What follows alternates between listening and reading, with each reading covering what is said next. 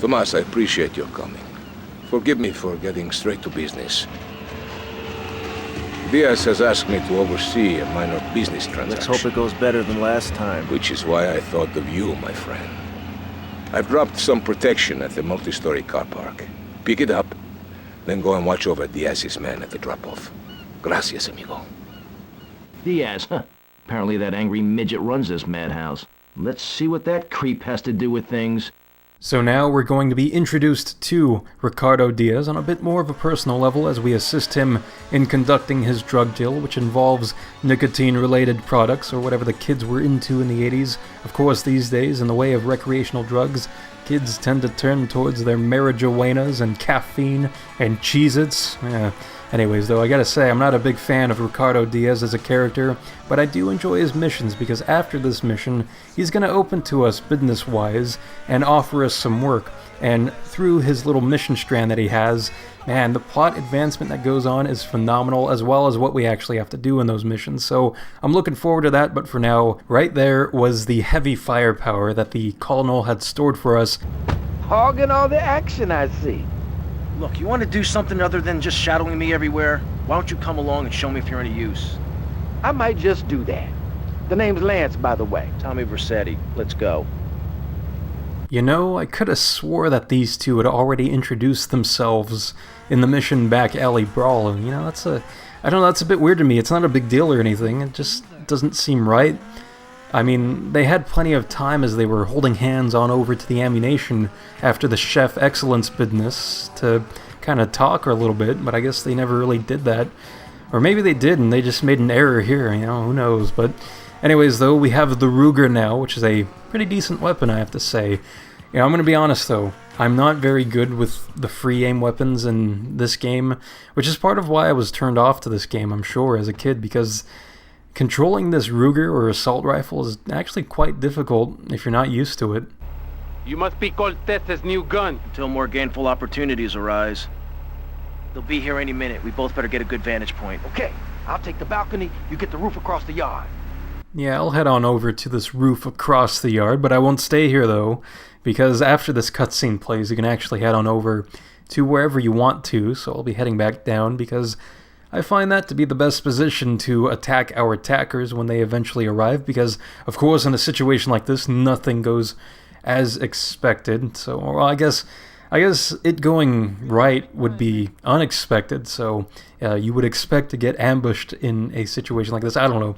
Anyways, though, our attackers are now arriving, and, you know, like I mentioned, the assault rifle in Grand Theft Auto 3 and Vice City, and, you know, really any Grand Theft Auto game for the PlayStation 2, free aim is just kind of a mess, and it's really not the fault of the game, I don't think. It's more of the fault of just the analog sticks not being very good and being a bit jittery in terms of aiming and stuff, and very stiff. So that's why I'm resorting to different tactics, such as using this chainsaw. You know, we're getting a bit fancy with everything here, so, you know, I quite like this change up in weapons, though, because when you are on the ground, you don't even have to use the assault rifle, really. If you have enough ammo with the pistol, then you can kill these guys who have their submachine guns, and then you can pick those up and use them to attack the remaining attackers. So, you know, really, you can just ignore the assault rifle for the most part if you want to, and I would recommend that if you're playing on the PlayStation, because, you know, on PC, of course, the Master Race, they don't have any of these problems.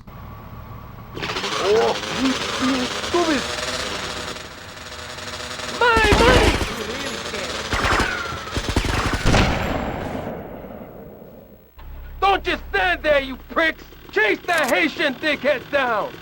So now we have a bit of a chase sequence here, which is quite alright with myself, considering that, well, now we have an SMG that we can use to perform a drive-by with. And something that's cool about the bikes is that you can shoot while looking forward rather than being restricted to only being able to shoot when looking left and right, like you would in a normal vehicle, such as a car or something. So that's pretty awesome, and something that comes with the territory of having bikes in the game now is that on occasion you'll find that your victim of whoever you killed on a bike will find themselves dead, but still in a position to where they're holding on to handlebars. You know, it's a bit of a weird thing. And the chainsaw was just for good measure, you know, shoving that down his pants and all that. I live, dickheads, and it's all down to you. What is your name? Tommy. I see you soon, amigo, I think. Shit, where's that guy Lance? It's like, it doesn't seem like Diaz is someone who's able to formulate sentences in English all too well, which is, the story of my life despite being a native English speaker. But anyways, though, it's like in the party, though, in the cutscene for that mission, Diaz was speaking like a poet, but now suddenly he wants to cut back on the theatrics of his vocabulary. Get the hell out of here. Tommy, it's Ricardo Diaz.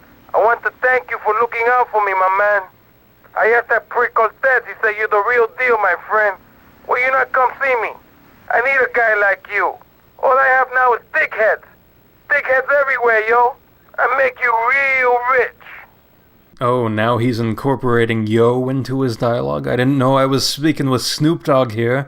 Well, that's more of an exaggeration and not super serious, but everything else, though, before that little bit right there, it's pretty damn serious. I really don't like his character. Even Al Malloy kind of tacked onto that with a comment a while back, so I mean, it's just like, why would he be speaking like that in the cutscene for the party? It doesn't make any sense for the way he speaks later on in this game. So, anyways, though, that's something we'll dive more into in the upcoming parts here, as in the next part, we'll be doing the mission The Chase for Ricardo Diaz. So until then, I will see you next time.